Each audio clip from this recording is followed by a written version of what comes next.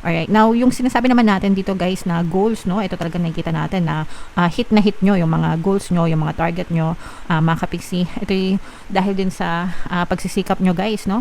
Ayan, no, kung mapapansin nyo talaga yung energy nila parehas, di ba? Pasulong, kita nyo ba mga kapiksi?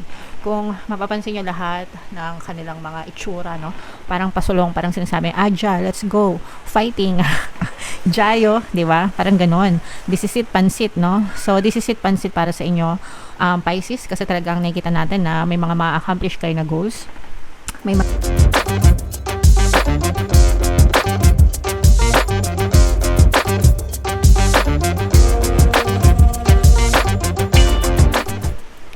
Hello guys, hello Pisces, welcome back to Pinoy Pixie Tarot. Ang pamagat ng episode natin for tonight is first half kapalaran ngayong July. So July 1 to 15 mga kapixie para sa Pisces, Sun, Moon, Rising Sign, and Venus. Unahin natin itong deck na to guys. Tingnan natin yung mga mensahe sa inyo or yung mga paparating sa inyo ngayong July 1 to 15. By the way guys, sa mga naghahanap ng mga pampaswerte na lucky charms, lucky bracelet, may mga items na makikita kayo guys sa description box. Check nyo lang. Pwede nyo na i-check out kung gusto nyo guys. Alright. So, ito yung mga mensahe para sa inyo. Guys, no, medyo relax ang inyong energy ngayong July 1 to 15. Although, titingnan natin mamaya, ibabangga natin dito mga kapiksi, no? Kung mga positive or negative energies yung makikita natin. Pero, so far, so good. Mga kapiksi, very chilled, very relaxed lang. Mapayapa yung inyong energy, mga kapiksi. Wala kayong masyadong paproblemahin. Pwedeng meron kayong time for relaxation din, guys, ngayong season na to, guys. Okay, so yeah, samantalahin natin guys, relax, chill, paminsan-minsan syempre kailangan din natin yon, mga kapiksi, para makapag-recharge ng energy.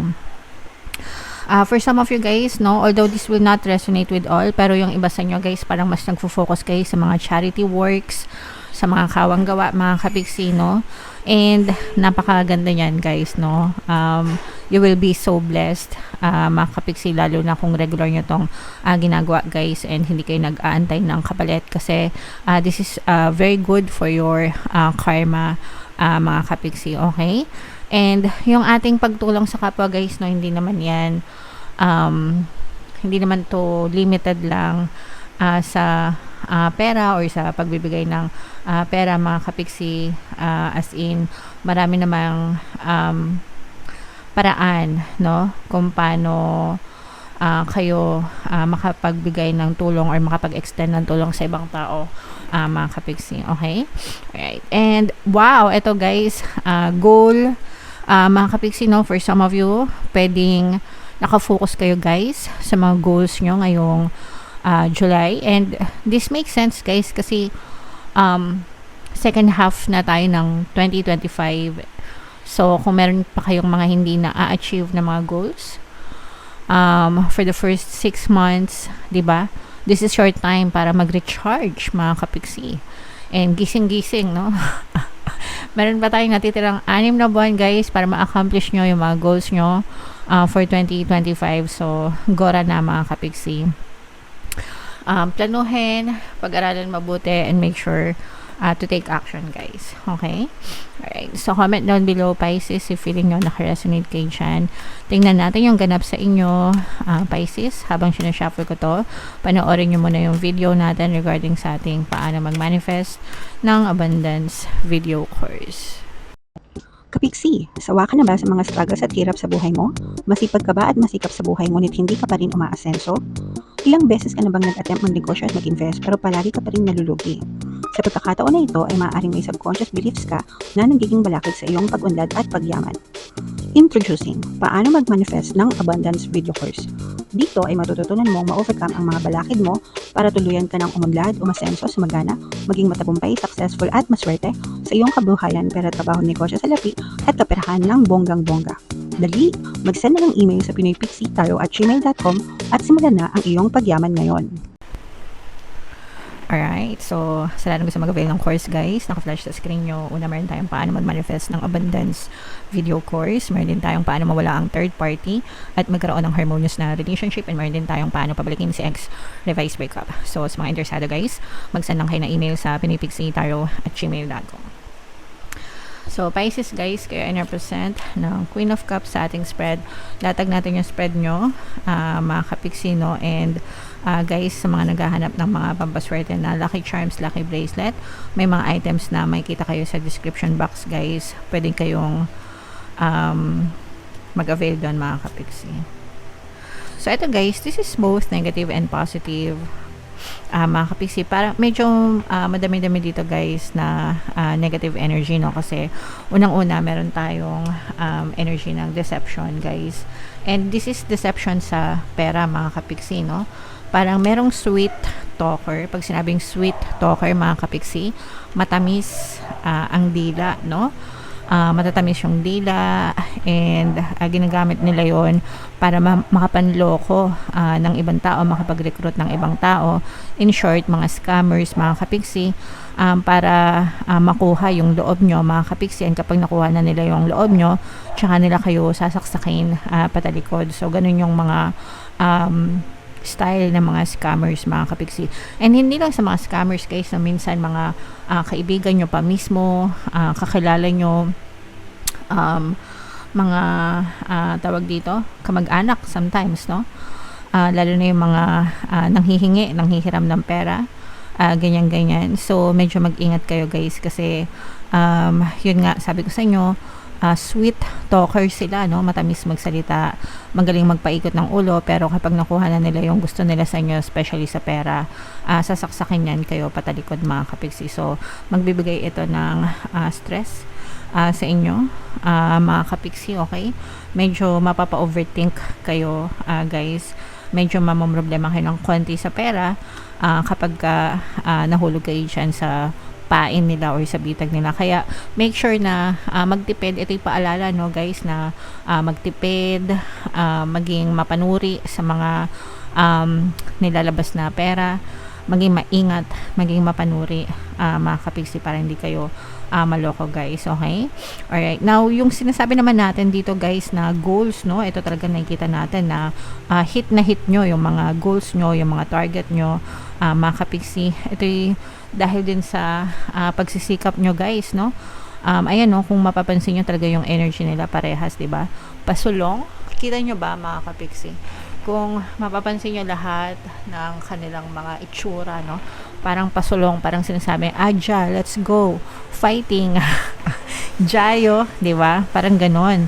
This is it, pansit, no? So, this is it, pansit para sa inyo, Pisces, kasi talagang nakikita natin na may mga ma-accomplish kayo na goals. May mga success and tagumpay na may experience kayo guys pagdating sa inyong kabuhayan, especially pagdating sa pera din, mga kapiksi. Ito dahil din sa pagsisikap nyo and pagtsatsaga nyo, kasi nakikita natin na talagang very hard working. Yung iba sa inyo guys, medyo magiging busy kayo, lalo na kung nakafocus kayo masyado sa kaperahan nyo, medyo magiging busy kayo. Pwedeng puro overtime kayo, busy kayo sa trabaho, kaya naman kung may negosyo kayo, busy kayo sa pag-handle ng business nyo, pero very productive kayo, mga kapiksi, as in wala kayong sinasayang na oras at panahon, kaya talagang mahihit nyo yung success sa inyong kabuhayan. Okay, so in-mind nyo na yan guys sa comment section, no? Mind, success, tagumpay, accomplishment ng goals, no? Ayan, no, grabe ito, no? 'Di ba? Talagang nagdidiwang, mga kapiksi, no? Ayan, grabe. Puro grabe, puro napaggrabe na lang ako para sa inyo, guys, no?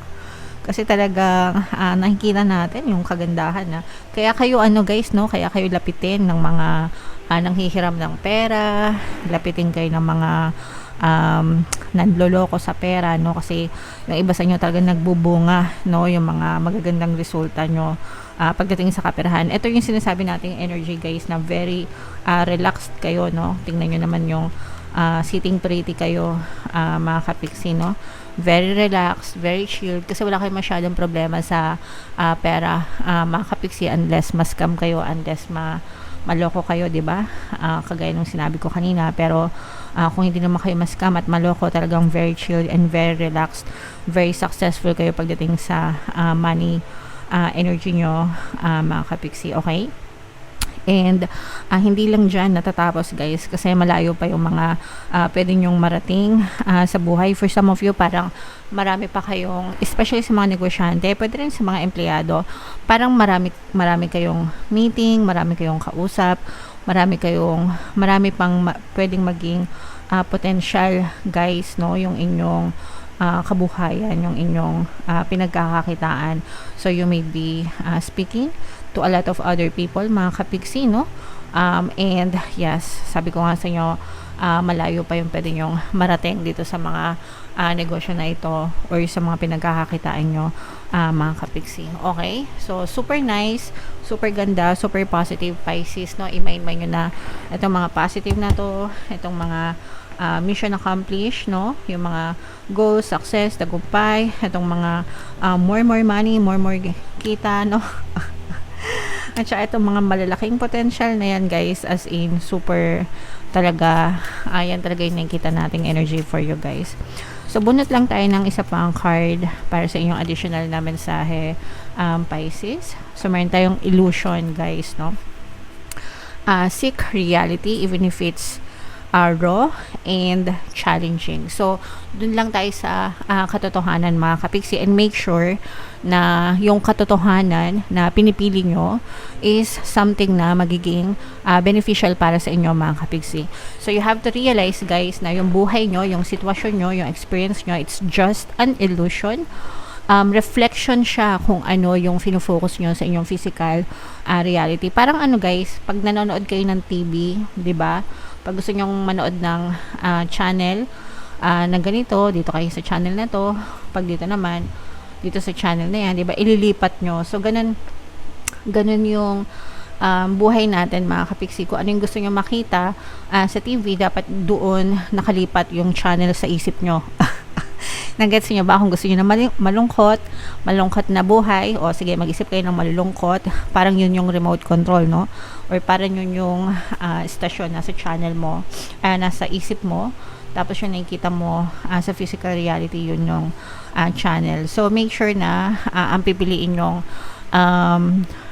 iniisip is palagi yung positive, yung palaging makakatulong sa buhay nyo, Pisces. Okay? Alright. Iwas-iwas kayo sa kanagahan, guys, para hindi din manega yung buhay nyo. Okay, so comment down below, Pisces, if feeling nyo naka-resonate kayo dyan. And yung magaganda dito, no, lahat ng nabanggit ko, guys, i-mind nyo na sa comment section. For more tarot readings, ito yung playlist nyo. Ito naman yung ating success stories ng paano mag-manifest ng abundance video course. Click here to subscribe, guys. Ito yung ating mga pampaswerte subliminals. Thank you for liking, sharing, and subscribing, mga kapiksi. See you next time. I love you all. Have a nice day. Bye-bye.